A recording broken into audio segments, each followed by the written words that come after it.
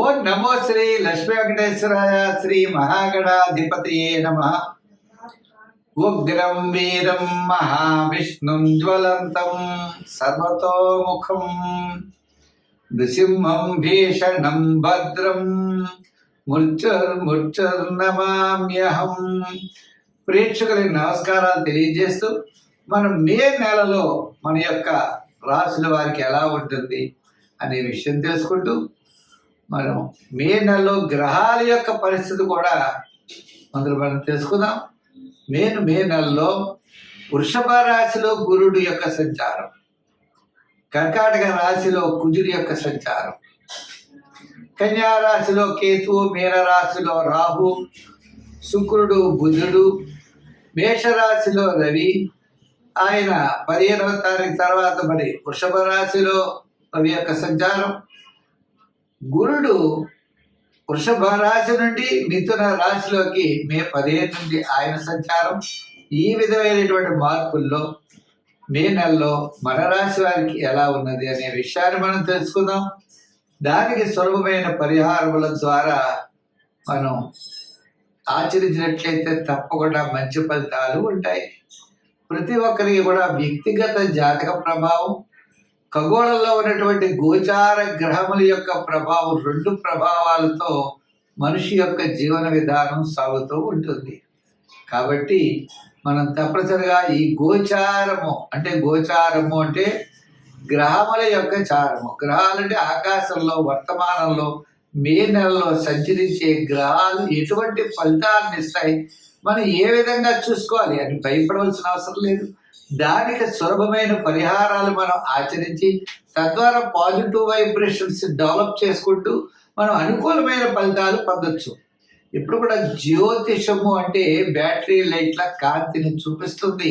కాబట్టి మనకి గ్రహానుకూలత ఉంటే సంతోషం, గ్రహాల యొక్క వ్యతిరేకత ఉన్నట్లయితే సత్ఫలితాలు పొందడం కోసం మనం సులభమైన పరిహారములు మనంతట మనం ఆచరించడం ద్వారా ఎక్కువ ఫలితం ఉంటుందని తెలియజేస్తూ మనం ముందుగా రాశుల గురించి ప్రారంభిద్దాం.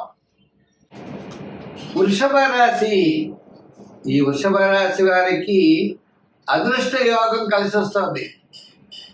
చాలా అనుకూలమైనటువంటి ఫలితాలు పొందబోతున్నారు. మరి వీరికి శని దశమ స్థాన సంచారం, గురుడు కూడా మంచి యోగంలో ఉన్నాడు. మరి ద్వితీయ స్థాన సంచారంలోకి రాబోతున్నాడు మే 15 నుంచి. ఇంకా చూసుకోండి, అనుకునేటువంటి పనులన్నీ కూడా దిగ్విజయంగా పూర్తి చేయగలుగుతారు. బంధుమిత్రుల యొక్క సహాయ సహకారాలు లభిస్తాయి. ఉద్యోగంలో చక్కని అభివృద్ధి. ఇదివరకు తిట్టిన వాళ్ళే రండి అంటారు. మీరు కోరుకునే చోట స్థాన చలన అవకాశాలు, ఆర్థిక పరిస్థితి డెవలప్మెంట్స్, వివాహాది, ఉద్యోగ, ముఖ్యమైనటువంటి శుభ కార్యక్రమాలన్నీ కూడా దిగ్విజయంగా పూర్తి చేయగలుగుతారు. పిల్లల యొక్క వివాహాది ప్రయత్నాలు అవ్వచ్చు, లేదా ఎవరైనా పెళ్లి కానటువంటి అబ్బాయిలకి వారికి కూడా వివాహం జరుగుతుంది. మరి మే 15 వరకు మిశ్రమైనటువంటి ఫలితాలున్న మే 15 నుంచి మే నెలాఖరు వరకు శుభరూపమైనటువంటి ఫలితాలు ఉంటాయి. వృత్తిలో, ఉద్యోగంలో, వ్యవహారంలో, వ్యాపారంలో డెవలప్మెంట్స్ తప్పనిసరిగా కనపడతాయి. రియల్ ఎస్టేట్ బిజినెస్ వారికి మీకు క్రమేపీ కూడా అనుకూలమైన పవనాలు వేస్తాయి. అదేవిధంగా మరి షేర్స్ వారికి ఆర్థిక పరమైనటువంటి ఇబ్బందులు తగ్గుతాయి. వ్యాపారంలో క్రమేపీ వ్యాపార అభివృద్ధి కనబడుతుంది. ఈ విధంగా పబ్లిక్ రిలేషన్స్ పెరుగుతాయి. ఆర్థిక వ్యవస్థలో మెరుగుదల కనబడుతుంది. రుణ బాధలు క్రమేపీ తగ్గుముఖం పడతాయి. విద్యార్థుల యొక్క డెవలప్మెంట్స్, మహిళలు కూడా అన్నింటా విజయాన్ని సాధించగలుగుతారు. అనుకూలమైనటువంటి వాతావరణం క్రమేపీ మీ చుట్టూ మీకు ఏర్పడుతుంది. చికాకులన్నీ కూడా క్రమేపీ దూరం అవుతాయి. ఈ విధమైన డెవలప్మెంట్స్లో ఒక ప్లాట్ కొనుక్కోవాలన్నా, ఒక సైట్ కొనాలన్నా మీ యొక్క ప్రయత్నాలు ముందుకు జరుగుతాయి. అందుచేత మే 15వ తారీఖు వరకు సామాన్యమైన ఫలితాలు, మే 15 తర్వాత అనుకూలమైన ఫలితాలు ఉన్నాయి. అయితే మరి ఇంకా అనుకూలంగా ఉండాలంటే ఏం చేయాలి అంటే, మనకి సంఖ్యల్లో ఎక్కువ 6 రంగుల్లో తెలుపు వాడండి. ఆరాధనలో అమ్మవారి యొక్క ఆరాధన చేయండి. పార్వతీ పరమేశ్వరులు కలిగిన చోటుకెళ్ళి అక్కడికి వెళ్ళి కుంకుమ పూజ చేయించండి. శుక్రవారం, మంగళవారం కాకుండా శుక్రవారం నాడు అమ్మవారికి కుంకుమ పూజ చేయించి ఆ కుంకుమ తెచ్చుకుని ప్రతిరోజు ధరించండి. అదేవిధంగా చిత్రాన్నము అంటే పులిహార అంటారు. ఈ చిత్రాన్నాన్ని ప్రతి శుక్రవారం అమ్మవారికి నైవేద్యం పెట్టండి. మీ యొక్క కష్టాలన్నీ కూడా చాలా దూరం అవుతాయి. స్వస్తి. మిథున రాశి. ఈ మిథున రాశి వారికి ఆర్థిక పరమైన డెవలప్మెంట్స్ ఉంటాయి. ఈ రాశి వారికి రవి సూర్య భగవానుడు ఏకాదశి నుండి 1000 స్థాన సంచారం 15వ తారీఖు తర్వాత, దశమంలోనే శుక్రుడు, రాహు, శని, శాటర్న్, శని కూడా దశమ స్థాన సంచారం. శని మాత్రం చాలా మంచి బలాన్ని ఇస్తాడు. ఈ రాశికి భాగ్యాధిపతి శని, అష్టమ భాగ్యాధిపతి మిథున రాశి వారికి. ఈ అష్టమ భాగ్యాధిపతి శని తప్పనిసరిగా శ్రమ ఉంటుంది, తత్ఫలితాలు కూడా మంచి ఆర్థిక పరమైనటువంటి ఫలితాలని ఇవ్వడానికి అవకాశాలు ఉన్నాయి. వృత్తుల్లో, ఉద్యోగంలో, వ్యాపారంలో డెవలప్మెంట్స్ ఖచ్చితంగా కనపడతాయి. అయితే గురుడి యొక్క బలం, ఆయన ప్రస్తుతం 1000 స్థాన సంచారం నుండి జన్మస్థాన సంచారంలో వస్తాడు. ఆయన మే 15 తర్వాత శుభరూపమైనటువంటి వ్యయం ఖర్చు, డబ్బంతా కూడా ఖర్చు అయిపోతుంది. ఇలా ఖర్చు అయిపోయింది అంటే పిల్లల ఫీజులు కట్టాం, లేకపోతే అది వెళ్ళాం, అక్కడికి వెళ్ళాం, ఇక్కడికి వెళ్ళాం, ఆ దేవాలయానికి వెళ్ళాం, ఈ దేవాలయానికి వెళ్ళాం అని కొంతమంది, లేదా పెళ్లి కాని వారికి పెళ్లిళ్ళు చేయడం, ఇలా ఇదే విధంగా శుభరూపమైనటువంటి వ్యయం ఎక్కువగా జరిగే అవకాశాలు ఉన్నాయి. భార్యాభర్తలకు కాస్త దూరంగా ఉండే అవకాశాలు ఉన్నాయి.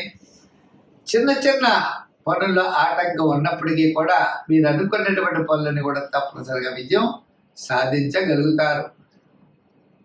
మొత్తం మీద మిథున రాశి వారికి మిశ్రమైనటువంటి ఫలితాలు కనపడుతున్నాయి. ఉద్యోగపరంగా అధికారుల యొక్క మెప్పు పొందుతారు. రాజకీయ పరంగా సామాన్యంగా ఉంటుంది. వృత్తుల పరంగా మనం చూసుకున్నట్లయితే న్యాయవాదులు, వైద్యులు, ఇలా ఎంత సంపాదించినా అంత డబ్బు ఖర్చు అయిపోతూ ఉంటుంది. డబ్బు అయితే కనపడదు. విద్యార్థులు దక్షిణామూర్తిని బాగా పూజించాలి. మహిళలు కూడా అన్నింటా శ్రద్ధ వహించాలి. వ్యాపారాత్మకంగా మిశ్రమైనటువంటి ఫలితాలు ఉన్నాయి. ఆదాయం వస్తుంది, వ్యయం అయిపోతూ ఉంటుంది. బ్యాంక్ బ్యాలెన్స్ కానీ మనం దాయడం కానీ చాలా తక్కువగా ఉంటుంది. అంటే నూతనమైన వ్యాపారాలు పెట్టేటప్పుడు కొంత శ్రద్ధ వహించవలసినటువంటి అవసరం అయితే ఉన్నది. మరి ఇంకా డెవలప్మెంట్స్ బాగుండాలి అన్నట్లయితే తప్పనిసరిగా ఈ రాశి వారు దక్షిణామూర్తిని పూజిస్తే వేగంగా ఫలితం ఉంటుంది. శివారాధన చేయండి. గురువార నియమం పెట్టుకోండి. గురువారం నాడు శనగల్ని పంచిపెట్టండి, లేదా స్వీట్స్ లాంటి పదార్థాలని మీరు గురువారం పంచిపెట్టండి. మనం వివాహాది ప్రయత్నాలు చేద్దాం అనుకుంటాం, కొద్ది ఆలస్యం అవుతాయి. అంతేకాదండి, ప్రతిరోజు కూడా శివాలయానికి వెళ్ళండి. దగ్గర ఉన్న శివాలయానికి వెళ్ళండి. శివాలయానికి వెళ్ళలేము అనేవాళ్ళు 10 మంది ఉంటారు, మరి కుదరదు కదండి.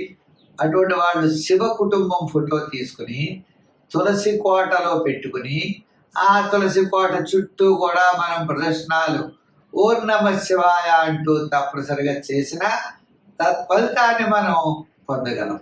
ఒక 5-6 కిలోమీటర్ల దూరం వెళ్ళాలి, రోజు సమయం ఎక్కువ పడుతుందనే వారు మన గృహంలో శివ కుటుంబం ఫోటో తీసుకోవాలి. శివుడు, పార్వతి, కుమారస్వామి, వినాయకుడు ఉన్నటువంటి శివ కుటుంబం ఫోటో తీసుకుని ఆ తులసి కోటలో పెట్టి ప్రదర్శనలు చేసిన తత్ఫలితాలు మనం పొందగలుగుతాం. తద్వారా మనం అన్నింటా విజయాన్ని సాధించగలుగుతాం. స్వస్తి.